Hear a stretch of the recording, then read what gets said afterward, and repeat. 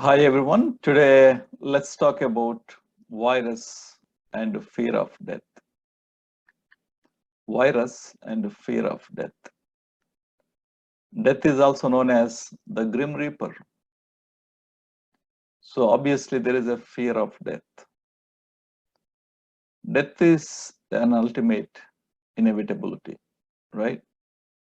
As the saying goes, death and taxes are common to every man. But there is a fear of death dominating globally. It is dominating through the airwaves. And it is dominating individual psyche, you and me. People are taking on each other as if their lives are dependent upon what others do or don't do. It's very understandable because people are grasping for something because of the fear of death. They don't know how to deal with it. So they're trying to grasp something that they think will help them live. But the more important question today, we're not talking about vaccines or so and so protocol. I'm talking about death, whether it happens now or 30 years from now. The matter of death. If death is such a inevitable thing, why is this fear? Why can't people say, hey, it's my time, I'm going away? See, that's where the problem is. The youngsters and the middle-aged and even the older, we all think it's not my time to go. I have many more years ahead of me. I want to make more memories of life. I have so many plans. It's too early, too untimely for me to die. So that's what is gripping the people. And the second thing is there is a fear of unknown, what is out there. No one knows. Never before in human history, the fear of death is gripping the nations like what we are seeing right now. One thing it is also highlighting is it is highlighting the worldview we hold on to. For an existentialist, it's all about live and make good memories, live to the hilt and die. Nothing more. It's all about living. And for an atheist, there is no transcendental purpose. You and I are nothing but a few molecules and some chemistry behind it. But the reality is, every atheist, they have deep longings. They have cherished memories. They have nostalgic thoughts about friends, families, the places they visited. But there is something that is not adding up. See, that's the difference. That's the disconnect. The disconnect is you believe there is no transcendental purpose, but deep within you, your conscience says something. You don't want to leave this world. If there is no ultimate purpose, there is no transcendental purpose for life, why bother, right? Whenever your time comes, my time comes, we live. So that's where the disconnect is. And for others, they don't know where they are going. For someone who believes in karma or good works, they wish that they'll be in God's presence. So that's the struggle that the whole humanity is going through right now. Unfortunately, it is exposing the shallowness of our beliefs, our religious upbringing. And everything that we have held on to until now is not helping to deal with the fear. So we are grasping for something. I want to share my way of processing death. See, my life and my outlook is shaped by the biblical worldview. As what the biblical truth tells me, there is a life after death. So my life doesn't stop at the grave. I have life after death. And I see death as a promotion. That is, to be absent from the body is to be present in God's presence. So it's like a promotion. Of course, we miss our loved ones, but for every child of God, death is a promotion. So I don't fear death. I don't fear death. Whenever my turn comes, I'm just over 50 now. Whenever my turn comes, I'll go gladly.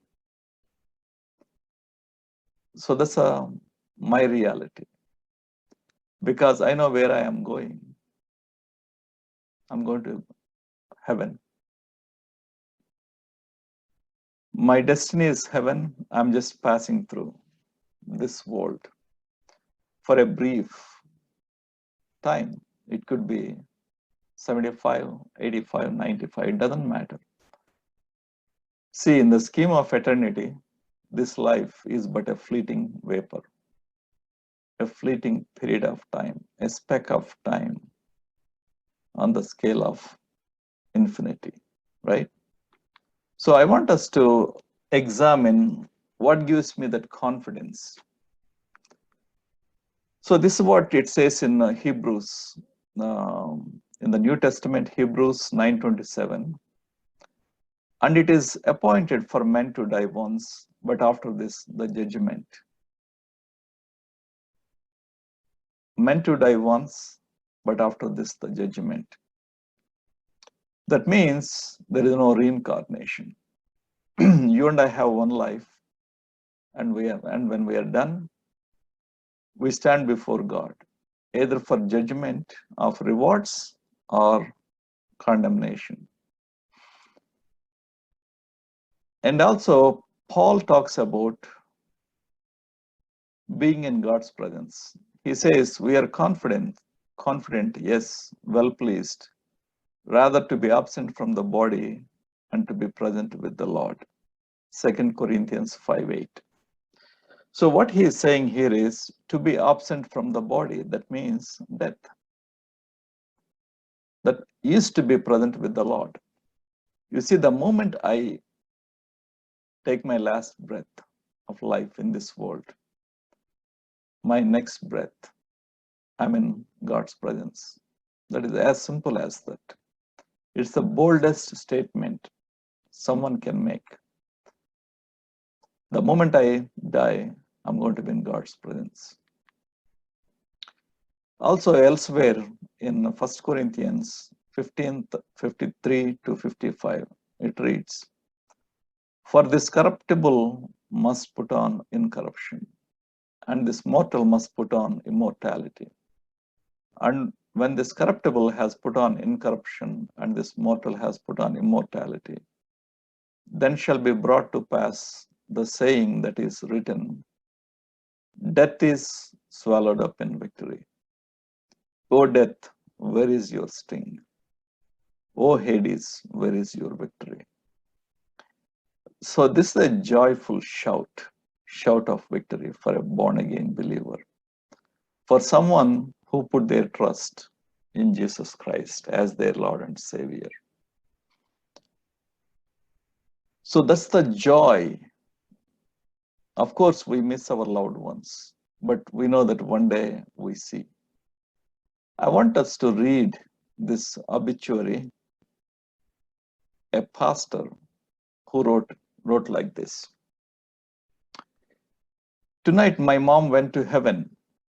It is with sadness and yet joy for her to announce one more woman of faith has populated the paradise of God in the third heaven. Tonight, angels were instructed by Christ to visit the ICU unit in Cleveland, Tennessee.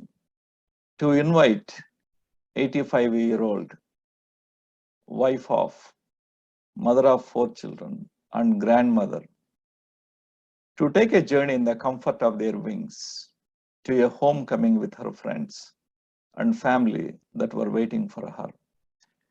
She is now absent from the body and present with the Lord. You see that bold proclamation. She is now absent from the body and present with the Lord. Continuing towards the end, it says, P.S. will make home-going celebrations arrangements and let you know the plans. Thank you for your prayers at this time. Precious in the sight of the Lord is the death of his saints. Why is it precious? Is the death of his saints. Why is it precious? Because the moment you and I die, especially if you're a child of God, you're going to be in God's presence. So God receives us the moment we leave this world. That's the confidence that I have. Whenever my turn comes, I'm going to be with the Lord. So think about what we talked about today. If you are still struggling with the fear of death, virus is just but a factor. It could be anything, right? We have all kinds of pandemics going on from time immemorial, and we deal with the fear of death one way or other. If you want to have the joy of living this world, you have to trust in Jesus Christ as your Lord and Savior. Bible says, everyone who call upon the name of the Lord shall be saved. And you will have the same joy like me. Today I do not fear death. When my time comes, I will leave this world gladly.